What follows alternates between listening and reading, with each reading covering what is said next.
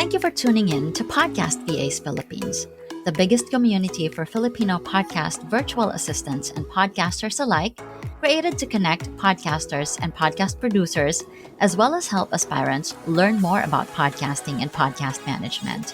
To join our exclusive Facebook group, search Podcast VAs Philippines dahil sama-sama tayo rito. And you don't need to take your podcast journey alone.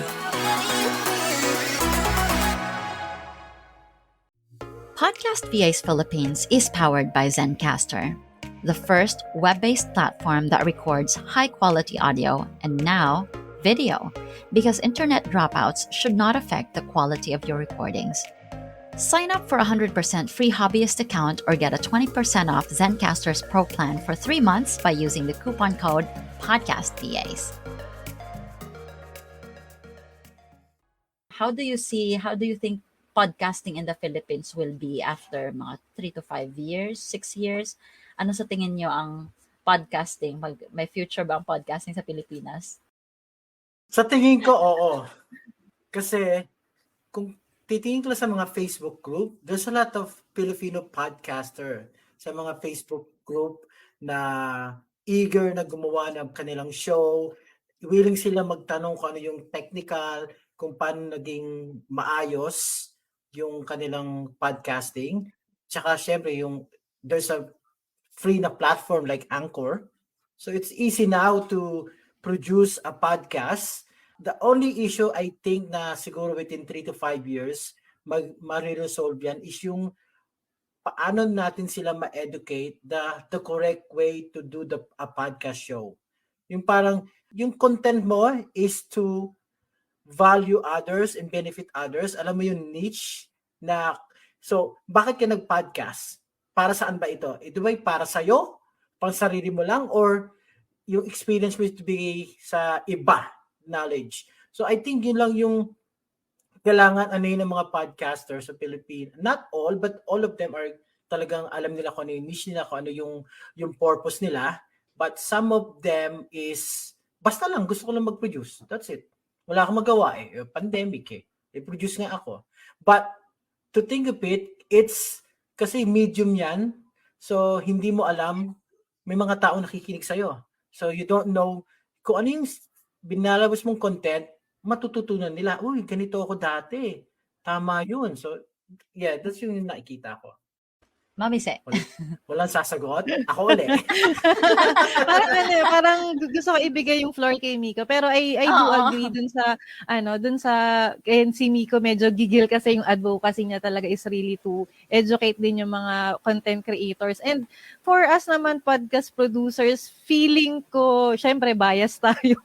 This is a niche with high potential for support syempre. Kasi looking back parang 4-5 years ago, ako, personally, I was doubting kung saan ako pupulutin parang saan ba papunta yung podcast production service na ino-offer namin? Yung mga, like yung Filipino ba, ma-entice din silang matutunan yung ganitong skill? Well, in fact, dun naman sa years na staying in the industry, feeling ko naman, parang, nakita ko naman na it's really booming. At the same time, with the content creation, marami rin ngayon na-entice na gumawa ng content using the podcast as a platform kasi parang yun nga, brought by the pandemic, nagkaroon tayo ng mas maraming time to think about ano ba yung gusto kong message na ilabas and stuff. So feeling ko syempre bias na sagot.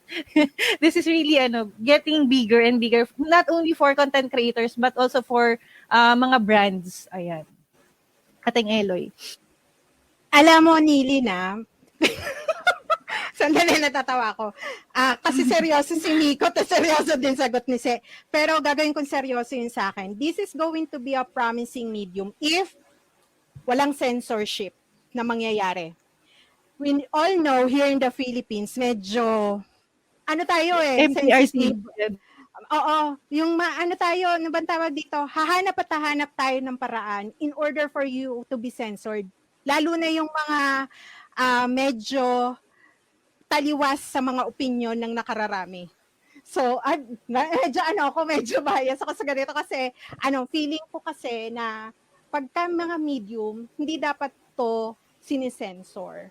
or i-regulate mo or you're going to tell them na, hey, ano niyo yan, tanggalin niyo yan kasi nakakasama para dito sa taong to. So, if set aside that ganong mindset, this is going to be a promising medium. Kasi alam mo, I even consider that kung ikaw you have a child, I think a lot of the Filipino parents, parang gustong-gusto nila maging YouTuber mga anak nila di ba? Pero ako, I strongly suggest na you start doing the podcast with your kid because medyo malayo sa bashing. For YouTube kasi, for video, live, yung mga live stream, ang dami talaga. And then, pag hindi equip yung anak nyo, maano siya magiging jaded siya, lalaki siyang ganito pala sa mundong to. Pero I feel like yung podcasting, if this is not regulated, not going to be censored with any other people na gusto makialam sa ganitong medium, it will be very promising and I suggest for parents to give it a try. Kasi ito pinakamagandang pagsimula ng mga anak nyo if you really wanted your children to be content creator.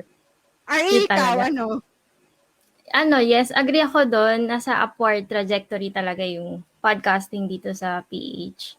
And agree ako kay Nico na, yun, kailangan din siguro na ma-educate sila kung paano yung tamang way ng pagpa-podcast. Kasi madami na talagang nag-launch ng podcast nila ng mga Pinoys. And kahit mga celebrities, di ba, yun yung ginagawa nilang medium din for mga stories nila, ganyan. But yun dun sa mga napapakinggan ko ng mga other podcast na Pinoy, personal opinion ko lang is hindi ko type yung way nila ng pagpa-podcast kasi more of me. Alam niyo yun, na yes, you need to share your story, but that isipin mo din, ano yung motivation mo behind sharing your story and what can your listeners get from you? It's hindi lang yung magsasalita ka lang in front of the mic para sabihin yung story mo, but what will they get? So, yun. Ikaw naman, Kai. Ayan. So, sure, wala na akong tatawagin mamaya. Okay. Ayan. So, actually, super agree ako dun sa, and I can see na talagang magbo-boom yung podcast. Kasi nga, ngayon pa lang napastart pa lang siya. Ang dami nang nagpo-podcast. Pero the question is, how long are you going to sustain your podcast? Kasi ang daling mag-start, di ba? I always say this, it's underpriced platform. 'Di ba? Record mo lang, publish, like Miko said, may mga platforms dyan, podcast hosting na free, na you can publish it anytime you want, 'di ba? Pero the question is yun nga yung pod fade. Kasi lahat naman tayo, we all know as service providers, 'di ba? We create content. Pero may mga instances na parang challenge tayo na parang, ay, create na naman ng content. Ano naman gagawin natin, di ba? Lalo na pagka nakakita mo na medyo yung numbers mo, hindi pa siya nag-grow, wala pang fan base, di ba? So, yun yung question doon. Now, regarding dun so I agree with Miko yung sa education about podcasting. Pero, kasi may mga celebrities na rin ngayon na nagpa-podcast. Like for example, si Will Dasovich, nagpa-podcast na rin siya. Maraming mga YouTubers ngayon na nagpa-podcast na. And even may napapanood din ako na parang they're thinking of doing a podcast kasi people are requesting for them to create a podcast. So, I guess, after YouTube, though hindi man siya maging ganun kasing laki ng YouTube, susunod siya sa agos ng YouTube. Kasi nga, may mga YouTubers na nag-create din ng awareness for podcasting. Yeah, yun lang. Medyo na parang napapreno ako dun sa sinabi ni Ate Se. Kasi I agree na, ayun nga, sobrang conservative pa rin ng natin, personality natin as a Filipino. So, yung censorship, nandun pa rin siya. Ayun. Though, regardless siguro ng censorship or anything into that effect, I can see na gagamitin talaga yung podcast as a platform for brand awareness, ganyan. And dun sa Podcast PH, sobrang dami kong nakikitang creative na content creators na sobrang diversified. Meron yung sa comedy, ganyan. Meron iba't iba silang categories and nakakatuwa yung mga contents nila. So, whether it's for business or anything, I can see na mamamaximize siya ng mga Filipinos in the next coming years. Ayun. I hope that episode helped. Be on the loop for future episode with loads of learning by subscribing to this podcast on Spotify, YouTube, Amazon Podcast, or wherever you listen to your podcast. Connect with Filipino podcasters, podcast VAs, and aspiring podcast VAs by joining our group. You may also follow us on Facebook, Instagram, and YouTube. Simply search Podcast VAs Philippines. For questions or inquiries, email us at podcastvasph@gmail.com. I hope you have a great day, keep hustling, and we'll see you on the next one.